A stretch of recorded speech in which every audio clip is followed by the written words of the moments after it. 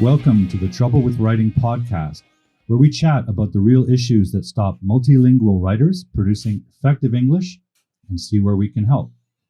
Hi, Phil. Hi, Pete. Hello, guys. Hi, guys. How's it Happy going? to be back. Yeah. Yeah, everything is Been good going to be well here. for me. It's the end of the week. We're recording this on Friday, so winding down for the weekend, I Nice. guess. Big That's why I'm plans for the always weekend? happy. We're always happy on this podcast because it's always a Friday. Yes. You Yeah, guys that's have, true. what do you guys do on the weekend? That is a good question. Our weekends are so interesting that everyone's just talking at once.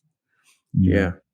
Everyone's trying to think about how not to say or work, and no, I do some other stuff. But I I don't work on Sundays at all. That's good. That's like Yeah, me neither. my limit. I do a bit on Saturday morning, but yeah, Saturday afternoon is always free, and Sunday is completely free. Great. What have you guys been Yes. working on lately? Well, actually, my students at the university are back at last. They were on strike. Wow. So they like going on strike. It's quite a tradition. Of course, the demands are very important. And I won't go into into any detail on this podcast, but anyway, it'd be good to see them back again. Phil, what about you? That's Working on cool. That anything sounds new and good. exciting? None of my clients are on strike. Unfortunately, I have to help them all the time. But no, I'm working on, I guess, outside of usual things and businessy things. I'm working on editing a fiction anthology. So that's coming together. That's kind of exciting. And yeah, doing some of my own creative writing, my own creative That's great. work. I envy you What about you, because, Paul? yeah, I've had a real struggle. I've been working on a novel that I started 6 years ago. Took a break from just because I didn't have the time, and then this year, especially since my surgery in January on my leg, I've been actively revising it into a second draft that's functional. And I've been doing that every morning, early morning, before anything else happens. But it's a pretty exhausting thing given the other things I'm doing. One of the things I've been doing a lot of lately is trying to promote my products and services more with social media and really trying to push that further and get more out of it. But I got to tell you guys, social media is kind of annoying. From a linguistic writer, English teacher, writing coach point of view, I've got a real issue, and I feel like I'm responding quite negatively, or I don't know, maybe I'm just in that phase of my life where I'm the grumpy old man, these crazy kids. I don't know, but online on social media, regardless whether it's something as popular with young people like TikTok or something more professional like LinkedIn, I see a lot of buzzwords and idioms and cliches that just make my skin crawl. So I really want to talk about that today, guys. I want to ask you guys, do you experience this, or is it just the old man in me? Do you Paul, notice this? We might not look like it, but we're all grumpy old men. Let's be honest. All right. So I'm not alone. I think, a thought that just popped into my head about social media is you can be very successful on social media if you figure out the means to be successful. And on a lot of social media, it requires different skills, video editing or other types of creativity, being good visually, having a fun idea. And it doesn't necessarily require a high level writing, which avoids all of these annoying phrases. So you can see quite big accounts and people who've got a lot of eyeballs producing quite awful writing, wherever they're from. And I think that's kind of hard because, yeah, I agree. When I see that, it makes I won't repeat the the idiom you used, what should I say? Yeah. It gives me the creeps, let's say. I could mention a couple just off the top of my head, which just today I responded to somebody who says, oh, please. steal my strategy. Steal my strategy to connect with X people. Right. It's everywhere now. Steal this, steal that. I mean, firstly, it's negative. Like, people shouldn't be stealing things. Secondly, it's just like factually incorrect. You're giving it away. So it's dumb to say steal my strategy. You've given it to everyone. And it's just so repeated. That's the thing that makes me roll my eyes so hard. They scrape the top of my skull sometimes, I think. But then, and I would just does quickly it add, make your blood boil? yeah, wow, they're all coming out now, aren't they? But it's also, it's not just gets my goats. I would just want to interject, like, this is native speakers of English are doing this too. It's not something unique to non-native English speakers. In fact, they're probably doing it more than anyone. I think that's why it's a really cool topic to talk about, because it's a question I get asked quite a lot. It's like, how do you know if something is a cliche? How do you know if something is overused? Yeah. That's the difficulty where a lot of writers fall into that if they're not native speakers, because they might not encounter these terms like steal my strategy as much, and they might just see it and think, hey, that's cool, I'll just use it. And it's not always best. So maybe we need to I think that's a define great question. cliche and idiom and slang and buzzword. Any thoughts on that, Pete? Okay, well, so I mean, an idiom, essentially it is a figurative phrase, right? So it's been used a lot so that it becomes known by a large group of people. And quite often idioms,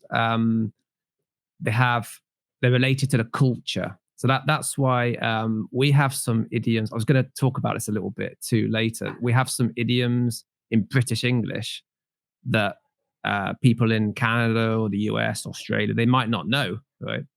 So that'll be the first thing. But yeah, it's a great question. I think is how to tell the difference between an idiom that is going to have impact on your writing, positive impact, and a cliche idiom that can actually harm your writing, right? And essentially, what an idiom in the positive sense, right? So not a cliche. What that does for your writing is it creates imagery, right? It can help you to convey complex ideas concisely, right? And this helps your audience to understand what your message, and it also engages them, right? So that's what an idiom can do for you, right? On the other hand, a cliche idiom is when an idiom has been used to death, right? So really overused, right? And this can actually have a negative impact or no impact, right? So it can actually happen that imagery that the idiom once created, it no longer works because people have just heard it so many times. So it doesn't stimulate the neurons anymore, right? It becomes predictable, right? And you could even, some readers might come across this idiom in your writing. They might feel like bored. They might even cringe, right? So this was, I think, what you said, Paul, about what was the expression you used? Makes my skin crawl, was it? Makes my skin crawl. Oh, right. Yeah. That's a good example, right, of cliche idioms. So let's do a little game for you. Right? Or maybe, do you want to first come in, Phil, comment on what's your take on the difference? I mean, great. I'd loved the definition of that as you laid it out. There's loads to comment on. I think, I mean, I like what you said about what idioms can bring, and we shouldn't discourage people from using them, because we did a show about natural English, and I think they often are things which make writing and make text sound much more natural. And I'd maybe add that we often use cliches more when speaking because they come to mind quickly and we don't have time to filter them. So I think once we were chatting about football, that was with you, Pete. I think Pete is a big football fan, and he was saying, commentators and football pundits roll out cliches like you wouldn't believe. Just everything they say is a cliche because they're doing it on the spot quickly. So they say, it's a game of two halves, and just keep your head down and focus on the big picture. All of these idioms, or cliches, which are overused. But when we're writing, I think it's important to focus on the ones that bring the most meaning and the make your text work the best with your audience. So yeah, I definitely don't want to discourage anyone from using them. And I guess that's what we're trying to do today, is figure out where's the line between used and overused. I think that line is probably very delicate, right? Because as you mentioned, there's a line where the idioms take on different meanings within a particular culture or society. The example of the UK and Canada, although we're very closely linked, our realities are different, right? The landscape, the environment, the way society is, the things that you see and do every day are different. And idioms try to capture that, right? They try to capture reality in a way. And they also try to, there's an emotional association, right? Whether something's positive or negative. So for example, when I said it makes my skin crawl, it's a very negative image because we don't like that feeling. And if your skin has ever crawled, like when you see a weird insect where it shouldn't be, or in my case, I've had a small infestation of mice. Now, mice are harmless. I can crush them in a second. I'm a big human, but they don't seem natural in my home studio. So there's a grotesqueness to it that makes my skin crawl. And those associations are built into the idiom. But if you live in a place where there are no mice, period, or, there are no alligators in the UK or Canada for that matter. So alligator imagery from the US is really kind of scary. But if you live in a place where you don't have those images available in your reality, the idiom loses its power and meaning, right? And the other thing that I think is interesting is how, Pete, you mentioned how a cliche becomes a cliche because it's overused. I would also add that it's overused across time. And there's a certain point, I think I'm the oldest here, right? I'm 57 now. So I've lived through several generations of slang, buzzwords, and cliches, and use them. And you see how things transition. You see how things get tired and fall out of use or come back to use. And when you live long enough, you can see where the cliche where the thing becomes a cliche. So you can recognize the original use, and then the passé use or the cliched use, and then the cringy use. So where it gets to the point where it's not only cliched, it gets to the point where it makes your skin crawl because it just shouldn't be used anymore.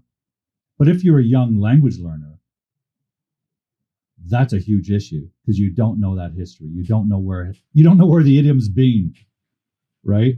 And who's used it. That's like I said, a massive challenge if you're learning English as a second language, right? For these reasons. So I think what we're going to do is we're going to give some tips, right, on how to avoid these cliches. But maybe Phil, do you want to come in first? I just wanted to jump in on what Paul said about time. I was thinking exactly the same thing, that it's a great example, metaphorical language, cliches, idioms, of how language changes over time, of how it changes through culture, and how if you try and adopt a black and white approach of that's out of fashion, that's out of date, we don't use that anymore, or that's a cliche and it's a hard no in all situations, it just doesn't work. Because in some situations, like we said with speaking, a game of two halves or something with football, it's entirely appropriate to say that as a football commentator. But if you're writing a book about football and you write things like game of two halves, it seems out of place. So I just think it's a really good example what we're chatting about today of how language is malleable and how it's just really interesting to talk about these issues and hope that Phil, what we're going to say is going to be helpful in some that way for football example, people, Phil, people that out there. football example is striking because it seems very context dependent, not just in the context of the sport, but the context of being in the middle of the game, live, and recognizing that it's a game of two halves. And then if you wrote a book about that, you wouldn't have that context, so that it would lose its meaning. Do you think there's a context element here? Do you think the idioms depend on it? Could be. I'm not really sure. I haven't thought about it in that way. I wonder. I think Phil's your point on idioms that we use in conversation, right, are sometimes not appropriate in writing. I think that's a great point. I have a few examples, right? Maybe we can play a little game. So I'm going to give you the first part of the idiom, and I'm sure you're going to be able to give me the last part because these are quite cliche. And then what we could do is you could tell me if you think these idioms you might use in conversation, but not in writing, right? And if you think they're cliche or not. I think these are probably cliche, but as I say, there's always a degree of subjectivity, right? What is a cliche for one person might not be for another person, right? So there is a certain amount of you have to use your personal judgment as a writer. It's kind of like, I think it's building up this sixth sense, which we'll go into a little bit detail later when we give some tips, right? But there's not like a kind of hard and fast rule. It's not like there are a lot of idioms that you could say. Actually, some people might regard this as a cliche, but others might not. Right? So just a little warning. All right, let's go. So I'll give you the first one. Right, the first one is really easy. Right, raining cats. I'll leave that one to Paul. Should we do it one by one? Come on, Paul. Okay, raining cats and dogs. It's got to be one of the worst. And yet, students encounter it in their textbooks. It's taught to them as an example. Exactly. Nobody should use that. Exactly. I mean, not even in conversation, right? Not even in speaking. Like we don't use it anymore. So. Listen, guys. I live in a place where it rains more than it does in the UK. It rains for 6 months here, and nobody says it's raining cats and dogs today. Do you guys know where that? Create some new idiom. I encourage students to create your own idiom for it. Yeah. Do you guys know where that idiom comes from? No. The reason for it. It comes from the Black Death. So I say this smiling, but it's during the Black Death in Europe in the 14th century. All of the pets, the dogs and the cats of the houses, which also died from the bubonic plague, were put into the street to be collected, and that's where it looked like it had been raining cats and dogs, and that expression because they're throwing it out of windows, I guess. I think because they were all lined up in the street, all of the dead animals. I don't know, it's a bit morbid, isn't it? But there's a great example. Kind of a funny image. We think of them falling from the sky, cats and dogs, and you think, why cats and dogs? But the idiom comes from something different. But I totally agree. It's nobody really says that. Think of how the emotional content has shifted, right? The bubonic plague imagery is seriously negative, yet the playful falling from the sky imagery that doesn't really make sense to us is positive. It's cute. It's funny. And we don't have the bubonic plague anymore, hopefully. So that's another reason why it's gone. Sorry, Pete, we interrupted the game to nerd out about idioms. I have 5 of these. Okay. All right, go for it. Okay, so the next one, it's this means when you have to do something you don't want to do. You have to do something that's unpleasant. For example, you might have to pay a fine and you don't agree that you have to pay that fine, but you say to yourself, okay, I'm sorry, but I just have to bite. Bite bullet. That's the one. Yeah. So what do you think of that one? Is it cliche? Is it okay to use in speaking, but not in writing? Does it depend? Like, would some people not view it as a cliche? Others, what do you think? Yeah, I, that one still I, sounds a bit fresh. Okay, I think that's I a good think word. it's Fresh is okay. a good way to describe idioms that are still okay to use. Yeah. Phil? Yeah, I would say it's okay to use in some situations. I think Okay. sometimes what makes idioms attractive to use, like in that case, the alliteration of the b Yeah. sound, bite the bullet, it makes it attractive to say, you want to say it. Mhm. It also can make it overused because Yeah. too many people have used it. So I don't know. I But wouldn't it, say that's a real no using that one. No, and that was my point Personally. before. Right? There are going to be some where you really have to use your judgment as a writer, depending on the context, the audience, the article you're writing, the topic, and everything. that's a great example, though, of an idiom that's probably lasted because it packs everything in there, right? The alliteration makes it poetically beautiful to say and hear.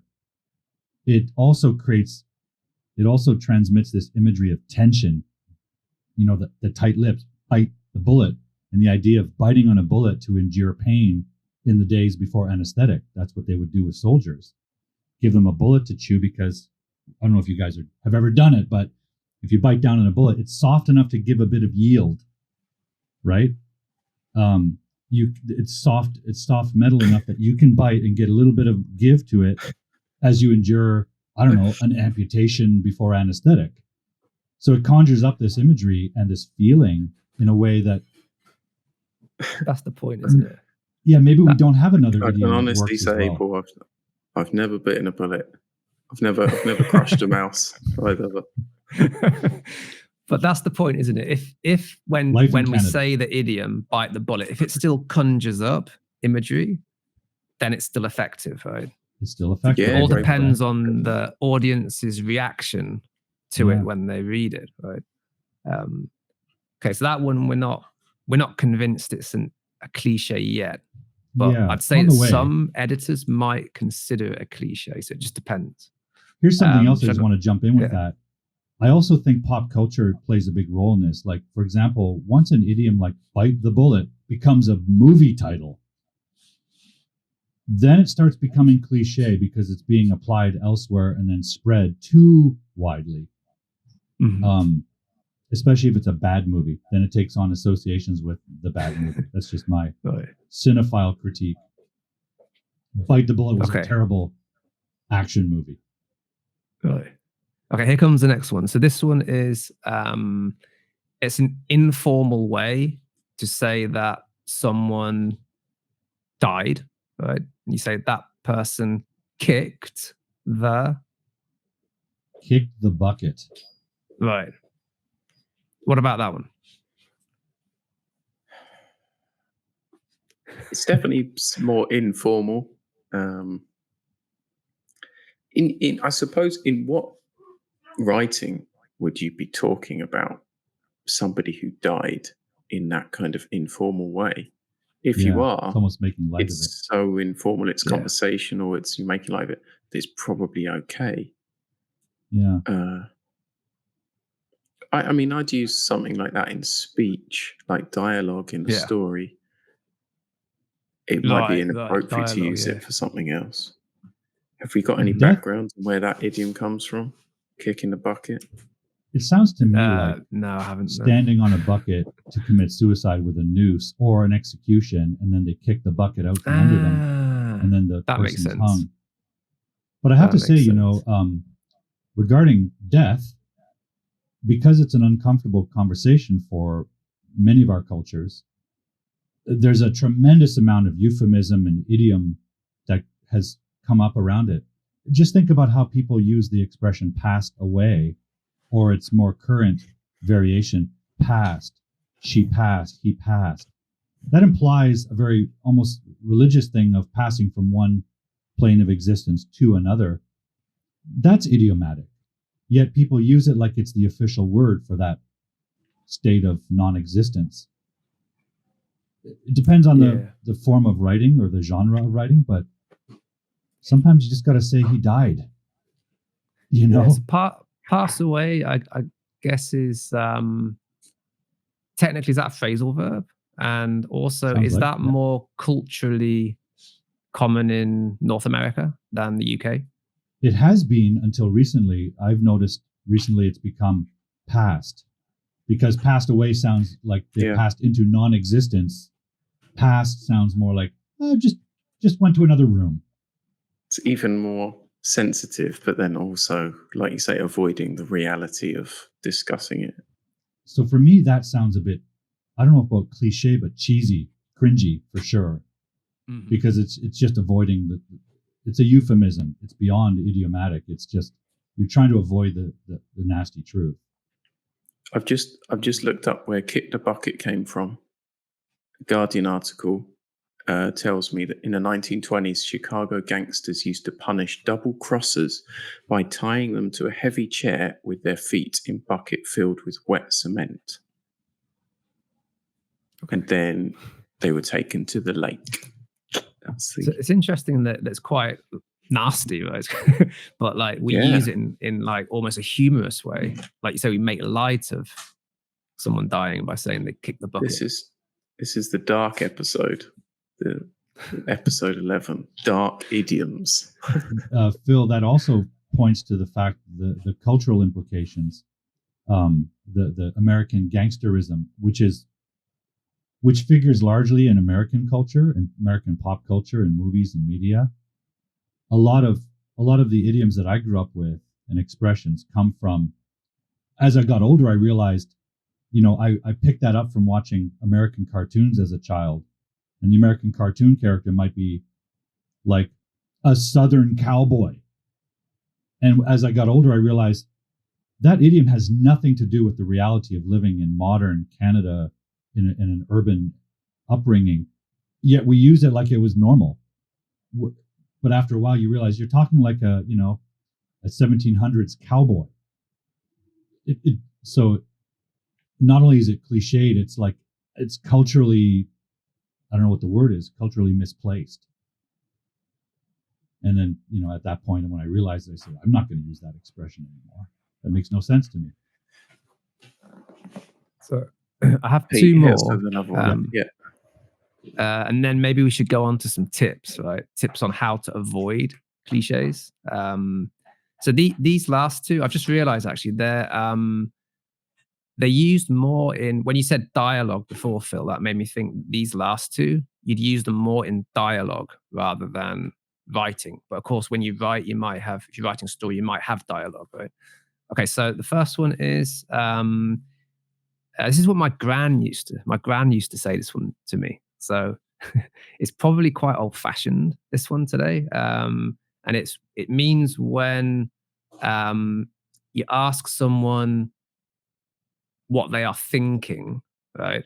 And you say, a penny for Your thoughts, penny for your thoughts. Yeah. Do you know that one, Paul? Is that, Yeah. It's not just British, or is it Canadian too? It's Canadian, sure. It's a Okay, grandmotherly thing.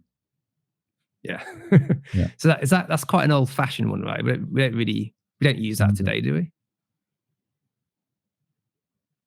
It's an interesting thing about time, because obviously when that expression was first being used, maybe 100 years ago, a penny, especially if it was an imperial British penny rather than a metric one, was worth something. For a kid, it was, you could buy something with it. Absolutely. And of course now you can't buy anything with a penny. So it's Can't think of outdated. anything you can buy. Yeah. Yeah, So that's a great point. all idioms have a lifespan, and this one for sure. Anything that's mentioning money or So you That's a great point. classify it as a cliche, that one? I think absolutely. Yeah. For that reason I'd alone. say so. Yeah. Yeah. I couldn't Because imagine now- using it in writing. Now the meaning is so different. It's almost like insulting. Like, your thoughts are only worth a penny, which, as we know, is useless. Right. Right. So it's implying that your thoughts have no value. Whereas in grandma's day, it was like, oh, your thoughts are valuable and precious to me. It's a really good point. Yeah. So the last one, I would say, is also you'd only use it in dialogue, right? and it means when you wish someone good luck, you tell them to break a Break a certain leg. part of their body. Yeah. Yeah, I hear that every week. I have a friend who's Yeah. got a background in theater, and she always wishes me break a leg before I do my live stream because it's sort of a performance. I think it comes from the realm of theater. Right. Yes. So Do you know pretty the origins, cliche. I mean, Phil? I think it is a cliche, but it's still traditional to use it in theatre and in performance. It's got a So I don't- conventional application. Again, probably wouldn't use it in writing just because it's more of a speaking thing. I mean, in what context could you be writing yeah. saying, I hope you, dear reader, break a leg when you read this? It doesn't make any sense. No. If I'm not mistaken, its origin is in the theater. Like the worst thing that can happen for a performer is to fall off the stage and break your leg. So in order to, it's sort of like an anti-jinx. I'm going to wish you that you break your leg so that you won't. So that's one that seems really, really dependent on the context or some familiarity with that context to have any meaning at all, including the use, right? The use of break a leg means wish you well in your performance. Well, then it's got to be used within the world of performance of some kind. There's so many different categories of expressions and idioms. Like that is a deliberate juxtaposition, or something which is it a juxtaposition? I don't know, but it's an opposite, isn't it? You're actually it's ironic. wishing the contradictory. But then, like Pete said earlier, there's a lot of these idioms which have a metaphorical element. Many of them are just visual, so that we imagine cats and dogs, for example. So there's so many. Yeah, it's such a complex topic. And I think that speaks to the challenge for a learner or a multilingual writer. Certainly, as an academic coach, I encourage my students not to use any of it all. Keep the writing dry, but alive in other ways with variety and so on. But really avoid them because they're so dependent on context. And academic writing has an international, an international application, right? If you're writing a journal it's meant to be circulated among peers internationally. So they're robbed of the context with an idiom, and you just can't take that risk of not having your meaning communicated. But my learners still want to learn this stuff, so when they're exposed to it out of the classroom or out of the document, they can catch the meaning. No, it's fascinating. Let's go on to some do's and don'ts. Right? Yeah. So the first don't I would say is don't try to learn idioms by going to lists of idioms on the internet or old textbooks, right? Old English textbooks where you're going to find raining cats and dogs, Paul. Right? Mm-hmm. Yeah. Not my cup of tea. It's another classic. Not my cup of tea. That's a good one. Yeah. And then the other one is, I think we touched on it before. I would strongly advise against picking up idioms in conversation and then using them in your writing. Right? 'Cause there's a lot of idioms that people use in conversation for the reason you said, Phil. Right? Because a lot of the idioms that we use in conversation are going to tend to be more cliche because we can think of them quickly, right? Whereas idioms that we use in writing, we want them to be more original so that they still have that power, right? So it means that writers have to make more effort to remember to think of the idiom, right? So I'd say definitely be careful about picking up idioms in conversation when you talk to native speakers and then thinking, oh, that's a good idiom, I'll use it in my article, right? So be careful with that. Other don'ts, what would you add to the list of don'ts? I would say don't shoehorn in idioms. Like don't start with idioms. If you think, cool, I've learned this new idiom, or I really want to use that. Right. Idioms shouldn't really be the basis for writing. they should be a natural flourish that you can add, but Hmm. the underpinning meaning and content of your message should be built before we add them. Yeah, That's that's my a good point. opinion. I mean, others might think different, Yeah. but yeah, don't write don't write an article about fishing and think, oh right, great, what idioms can I force in? Because they'll feel forced. Right. That's It's that's a got to good. come naturally, isn't it? So Yeah. you have to. I mean, I'm going to go on to this as well. About how to basically build and learn them, so that when it comes to your writing, they just come naturally. You're just writing, and then spontaneously, this idiom just comes up, and then it's not forced, is it? Because it's just like in the writing process, in the flow of your writing, it just comes to mind. That's the stage you want to be at. Yeah. You wanted to say something as well, Paul? Well, I was just going to riff on what Phil said. It's very true in creative writing and literature, but it's also true elsewhere. If you just borrowed a great metaphor you read in something your favorite author wrote and poured it into your story, injected it into your story, forced it in, it would have no appeal, because great figurative expressions emerge from that specific self-contained world of that story that writer has created. And the best figurative stuff is fresh and new and never seen before, because it emerged from a very specific story context. And I think that's also true in other genres of writing or daily use. And it goes again to what I was mentioning or questioning earlier about context. I'll give you an example that really makes my skin crawl.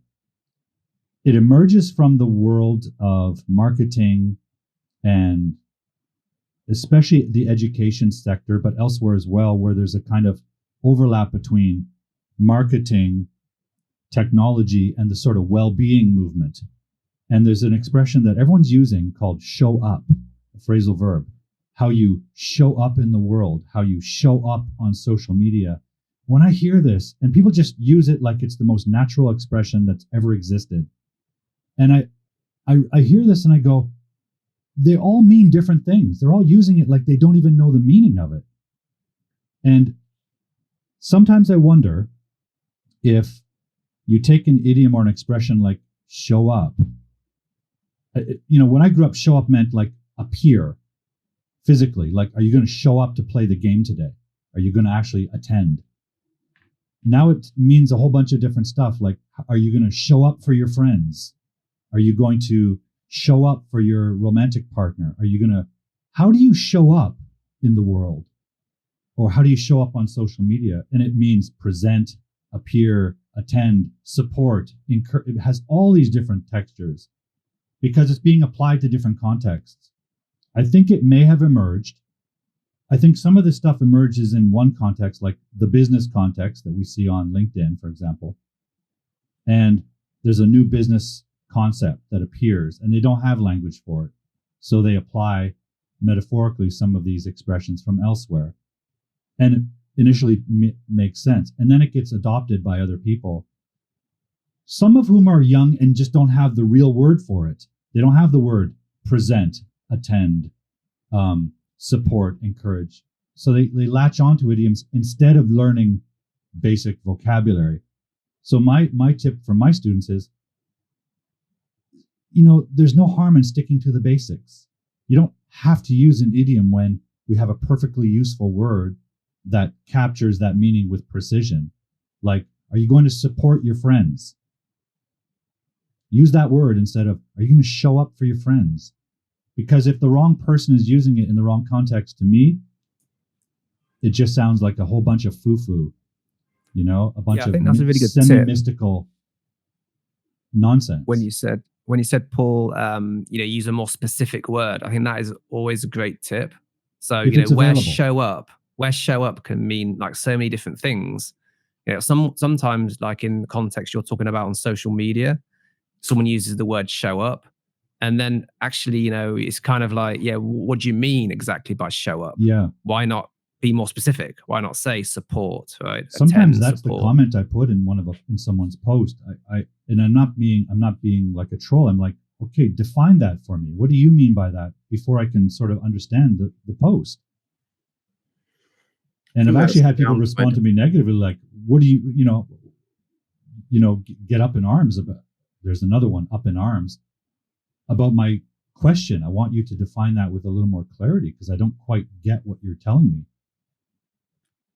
Isn't that the downside of social media, though, that people are looking for these micro interactions where readers are taking 0.1 seconds to read something, and if it's just easy to say yes, they're not always considering the full meaning of what show up means. They just go, yeah, I've heard that before, like. So it's all this copying and all of these buzzwords that get interaction, that get engagement, and they might get you a few more likes, but they won't get you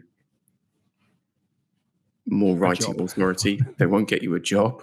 They won't get you promotion. They won't give you better writing skill. So if you're interested in that, then ignore the overused words that you see. Well, there's a good tip in there, Phil, is not to, or be careful of adopting what are buzzwords that there may not even have like a history as a legitimate idiom with legitimate meaning behind it. It's just a marketing buzzword or even a hashtag that was never meant to be adopted into vernacular, but it gets adopted. And maybe it's a generational thing where one specific demographic uses it. And for everyone else, they're excluded from the meaning because they haven't seen that particular video or that post. That's hazardous linguistically. I wanted to go into this really quickly because I made a couple of notes on buzzwords, and I think it can contribute to the do's and don'ts. These are all don'ts, but hopefully they'll give people listening like an idea of how to discover these words in English and even in their own language and think, is that the best choice? Are they overused? Are they almost cliche? So some examples of overused words that I see on social media are unlock, boost, hack, hustle, ultimate. These are the things which are what we're talking about, like where you go, oh, I've seen that, so I'll copy it. It gives it a bit more impact and people just like it because they understand it because it's everywhere now. But there's definitely a point where they cross over and they make you roll your eyes because you've seen it before. It's such a marketing word. So those are ones that I'd avoid using. And that's the tip, right? Is think, is this making me roll my eyes a bit because I've seen it 4 times today? If that's the case, don't just copy and use it because it's not original enough to make your writing sing. And I'd also suggest, I've got another couple to go through, ones which have very little meaning. They're more like business buzzwords where if you ask the question, what do you really mean by that? A bit like what you did with show up, Paul. They don't mean anything.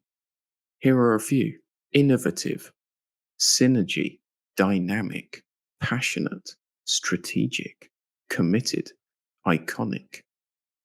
Again, these are these like concepts which, what's synergy? I've never understood what that is really. And like dynamic synergy or innovative strategy.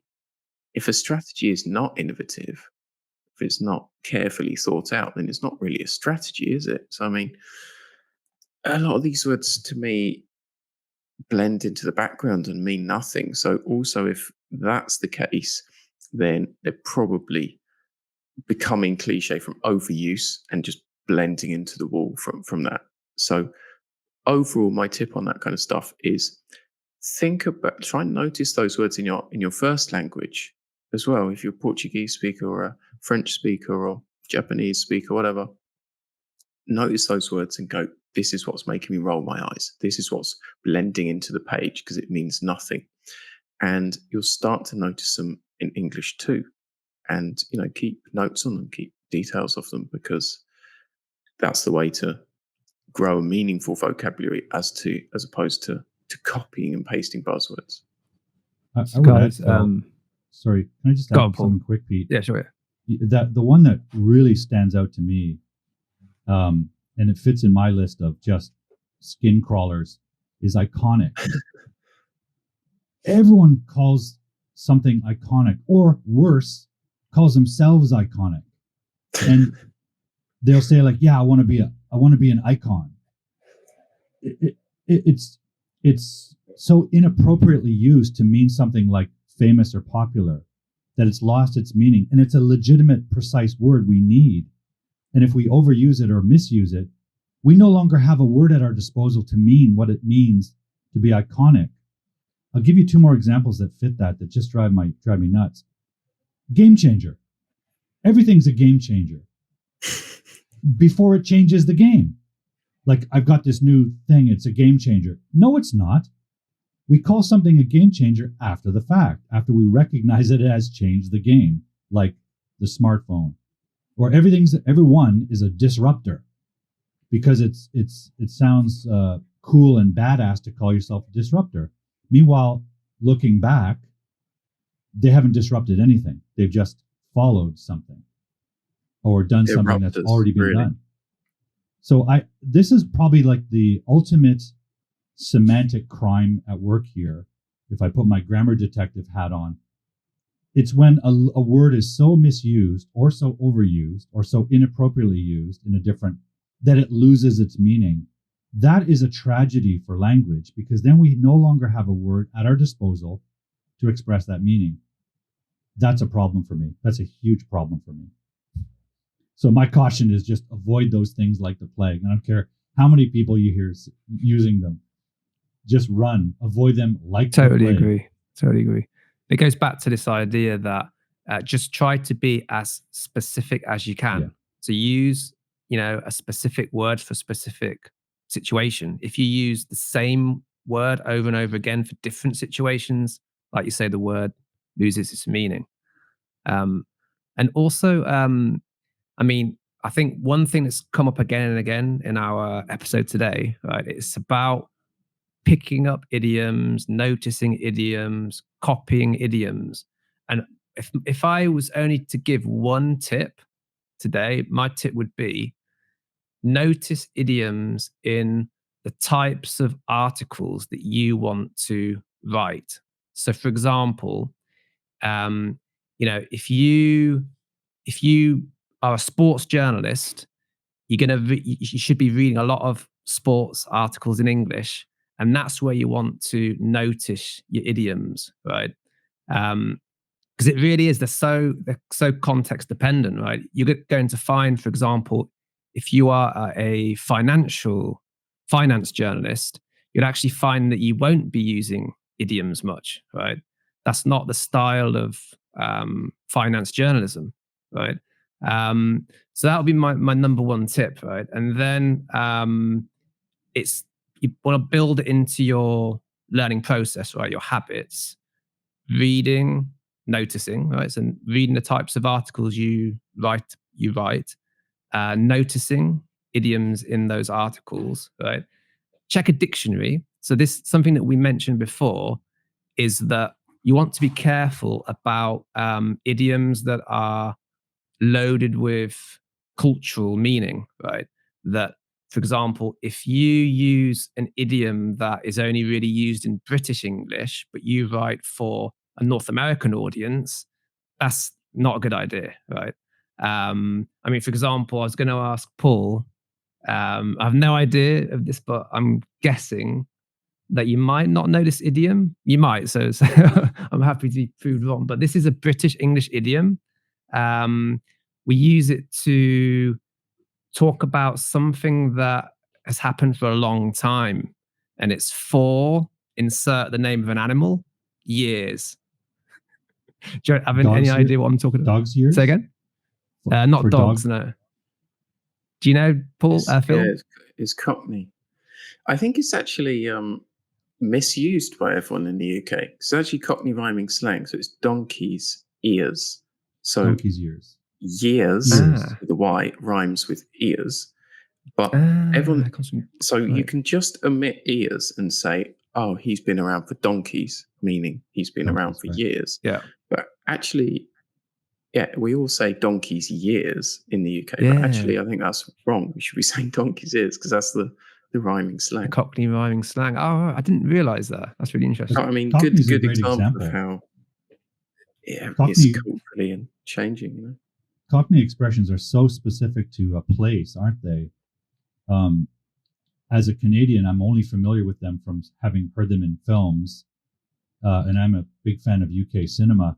But also had a friend when I was growing up who moved to my neighborhood, and he was from London, and he wasn't full on Cockney, but he had enough of it that he could, teach us some of it, and it was really fascinating to me. But without that connection, like Americans in the U.S. have far less connection to the U.K. than Canadians do. We're cousins, so we get exposed to stuff I think Americans don't. But that would be completely lost on me. I mean, I was trying to fish for animals, a dog's ears, because that sounded somehow familiar to me. But So this is why you should check a dictionary, right? So Yeah. because you might, I mean, to be honest, let's imagine you are a sports journalist and you're going to write for a North American audience, and probably you want to read articles that are for a North American audience, right? But if you did read, say, I don't know, something from the Guardian Sport or something, right? And you came across an idiom, you'd want to make sure you check it in the dictionary, right? Because online dictionary will tell you, it'll say, like, for example, informal British, for example, right? So then that, saves you making that mistake of using it for the wrong audience. Um, and then, yeah, so once you've noticed, you've checked in a dictionary, and then record. I always tell my students this, right? You want to get into, habit of regularly reading, noticing, highlighting, recording, right? And always record in context, right? And this is what we've been talking about a lot today, right? The context is everything. So I mean, if you don't record in context, then you're more likely also to use the idiom in the wrong context, right? And then, yeah, it's going to sound out of place. It's not going to sound appropriate, right? So record in context and then use, right? So it's a really good idea to, write your own example, right? It could be especially if it can be an example, related to the topics that you write about, right? Try to come up with your own example, because by using language, that's the way to activate it, right? So it becomes part of our active vocabulary, right? In our memories. All right. Um, Guys, what would you add something to those do's that we can recommend I was people? going to talk about looking things up in a dictionary, but you absolutely nailed it. I mean, I think the online dictionaries now are where you should go. I can't stress this enough. Go to online dictionaries, because when you Google things, the quick answer that you get is not comprehensive, and you don't get to see where that language is being used. You go to Merriam-Webster or Cambridge Oxford dictionaries, they have web entries from the New York Times or the Atlantic or the the Guardian, or any major publications that have good editorial standards, and that's where you can see idioms and that language that you're looking for being used in what context it's being used in. Is it appropriate? I'd just say, yeah, do your research. Some expressions can be seen as culturally insensitive, so that's something to check out.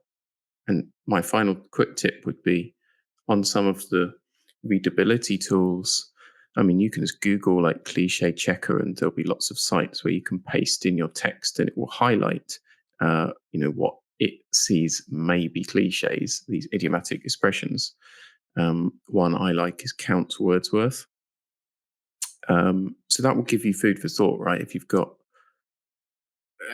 here's another idiom for you, food for thought. If you paste in your text and it says, hey, there's 3 cliches in there, have a look at those expressions that you've used and think, are they definitely doing what I want them to? Or are they a bit dead or devoid of meaning or overused? or not in the right context. Good Paul, tips. any further thoughts? My sort of summarizing tip is kind of built on what you guys are talking about. Definitely for me, I encourage my learners and students to pay attention to the context, but the sort of meta context. Like, think about where you encountered this. Was it a book? Was it a TV show? Was it a social media video? And where is that? What is the context of that video? Is it a video of sports broadcasters discussing the football game in the stadium or in the studio? Those are layers of context. But also, we've talked about how these things move across time and culture. So think about the cultural context. The football broadcasters, are they from the UK? Are they from Europe? Are they Canadians trying to figure out soccer, football? Where is the context? And then there's an element of time in here too. I would ask my students to pay attention to the time you're looking at or encountering. Are you watching an old movie? Are you watching a new movie where you're getting this idiom? And how old is the person using it? Because, young people haven't got a really widely developed vocabulary yet. So they adopt a lot of slang that distances them from the way their parents speak, for example. So are you trying to adopt the language of a 15-year-old in your new language? Is that your goal? Okay, if you're a high schooler, I've recently worked with a high schooler from Italy who's studying in Canada and struggling. She wants to fit in with her peers. So she wants the slang and idioms her peers use. Fair enough. But that's going to have a shelf life, a time limit. Or if you're an academic trying to enter the academic world and be taken seriously, you don't want to sound like a teenager. So for me, all of these expressions, idioms, metaphors, they're all so context dependent, as you pointed out, Pete and Phil. I think that's what I would encourage everyone to pay really close attention to. The layers of context, the time involved, what's the other thing? And yes, the dictionary. One thing to add, there are these online platforms like the Urban Dictionary, which can explain, rapidly changing slang and idioms that are used, and they can tell you a little bit of information about the cultural origin. Which subculture do they originate from? That can be useful. But it all seems to me related to context and setting, and the layers of it. Definitely. You've got to know your audience. Well, Pete has got a course, haven't you, on idioms? Tell us about that. Might be useful for our listeners. Yeah. Okay. So, essentially, it's a 3-day challenge, right?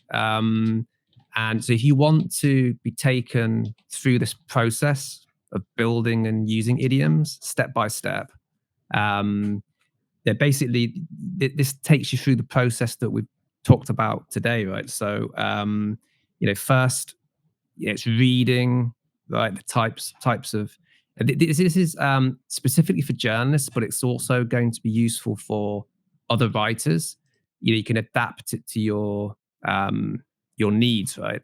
Because basically what you're going to learn here are the strategies. Okay, so it can be applied to other types of writing. So it's reading, noticing, recording, using, right? Your writing your own personal examples, right? It's also revising, so using an app to really interact with the language, so that the end goal is to build up your stock of idioms, activate them in your mind, so when it comes to writing, as we said, you're not going to force idioms onto your writing, but you're going to know a lot of idioms so that when you're writing, they'll be activated. So they'll just come to mind, and you can spontaneously, creatively use them in your writing. So yeah, if you're interested in this, feel free to contact me on LinkedIn, or you can email me at pete@journenglish.com. I can give you my email address in the notes. Sounds great. Paul, I think you're muted at the moment, or I can't hear you anyway. Well, Yes, I'm muted. He's back. That sounds awesome. Should we wrap it up, guys? I think that's pretty much what we've got for today. All right. Well, in that case, thank you everyone for listening. We'll see you next time.